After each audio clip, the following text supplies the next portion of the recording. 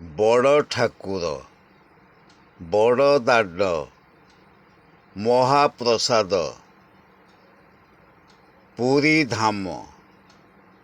ଏ ପୃଥିବୀ ଭିତରେ ଏଭଳି ଧାମ ଆଉ କେଉଁଠି ନକଲି ହିସାବରେ କଲେ ହେଇପାରିବ କି? ତାଙ୍କର ଯେଉଁ ମହାପ୍ରସାଦ ଆଉ କେଉଁଠୁ ମିଳିପାରିବ କି? ତାଙ୍କର ଯେଉଁ ବଡ଼ ଦାଣ୍ଡ, ଏଭଳି ଦାଣ୍ଡ ଆଉ କେଉଁଠି ଅଛି କି? ଯଦି ନା, ତେବେ ଆପଣମାନେ କମେଣ୍ଟ କରନ୍ତୁ ଏବଂ ଲାଇକ୍ କରନ୍ତୁ, ଏହାକୁ ସବସ୍କ୍ରାଇବ୍ କରନ୍ତୁ।